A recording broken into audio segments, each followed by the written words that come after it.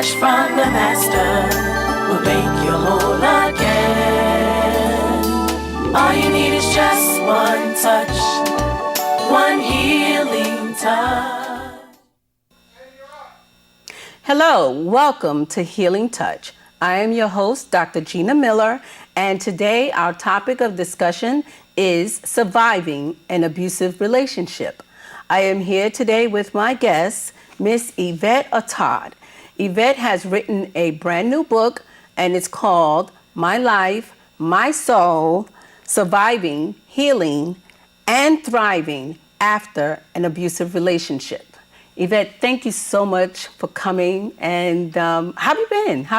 I've been really, really good. I'm so glad to be here. Thank you so much for having me on the show.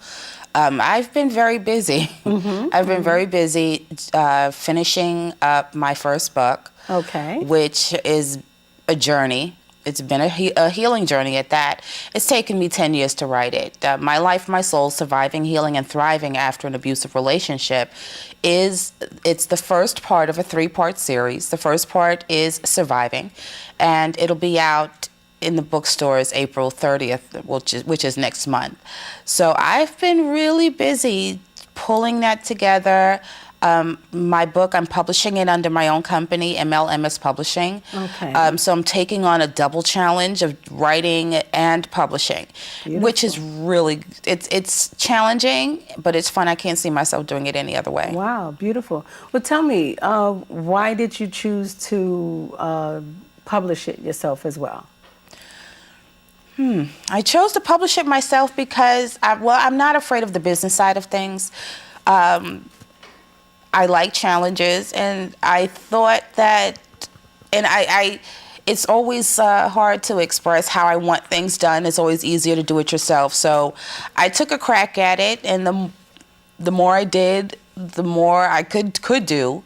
And I said, you know what, all I need to do is have my own publishing company now, and that's exactly what I did. Wow.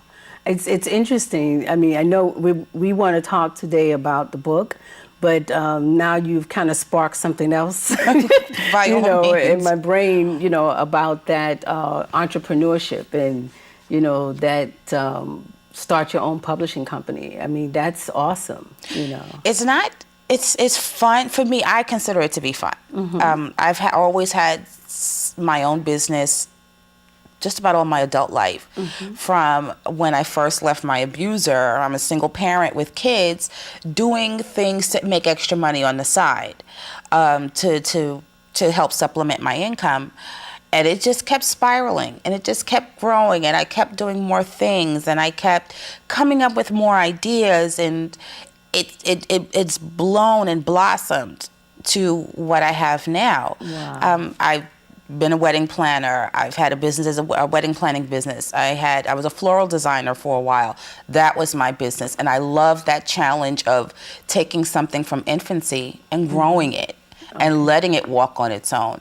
And I'm taking the same approach with my publishing company. And my publishing company is a combination of all the things that I love to do. It's a combination of my public speaking abilities.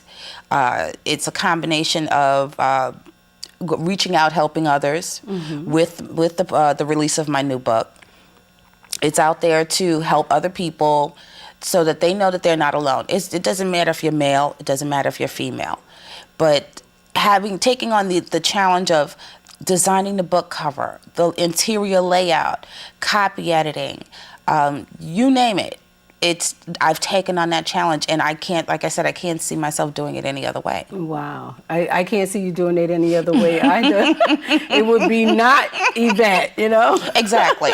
It just would be out of character for me to just hand that stuff off to other people, but it's a blessing. It's opened up so many doors for me.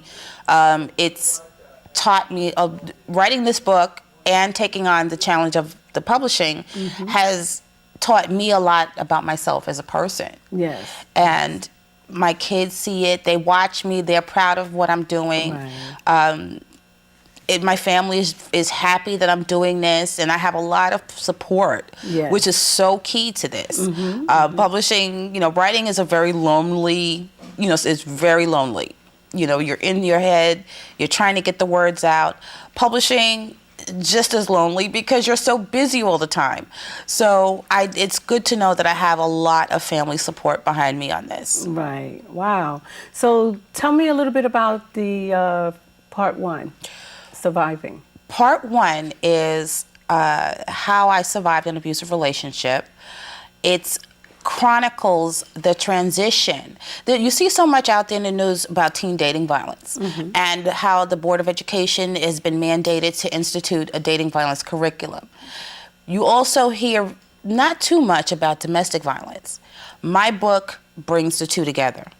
It's how a teen dating violence relationship spirals into an abusive marriage.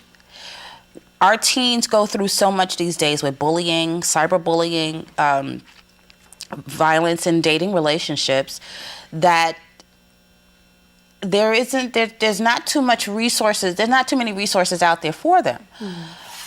I didn't have those kinds of resources when I was in high school. There was no one that I could go to say, oh, well, he's doing this to me, or I'm not sure.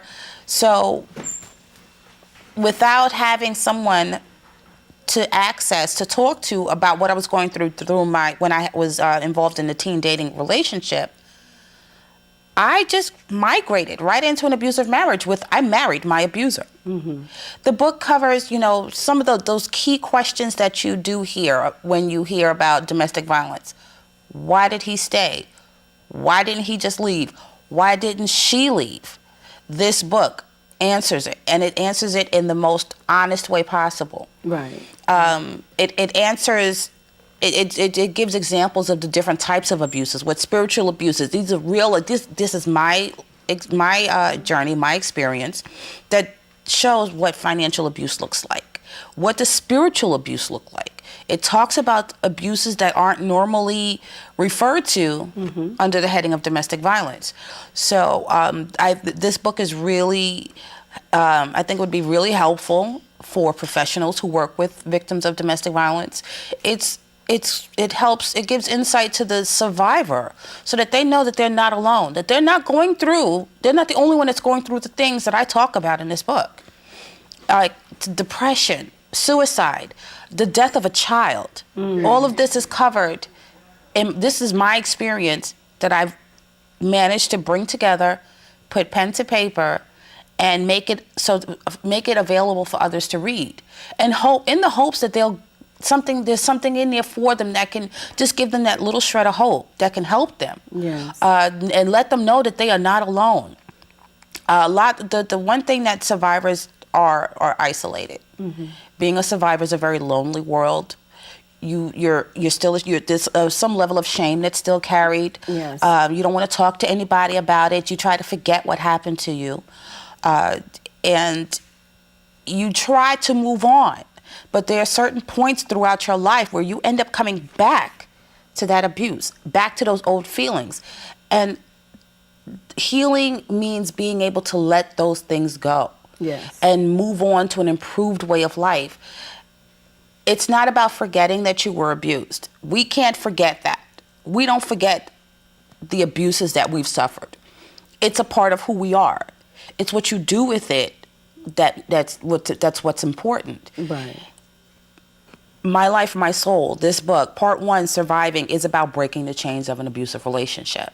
It's about how I was able to break away from my abuser while living on Fort Bragg, because I'm a former Fort Bragg Army wife, and how I was able to leave him, but then also too, and what makes this book so much different, and I'm really, nervous, excited about it, is that I've included actual court documents in my book to show how complicit the family court system is in endangering the safety and the welfare of the victim, whether it's the man or the woman, and if there's any children involved. Right. How the family courts further endanger them. And there are also examples of how the abuser uses the family court system to manipulate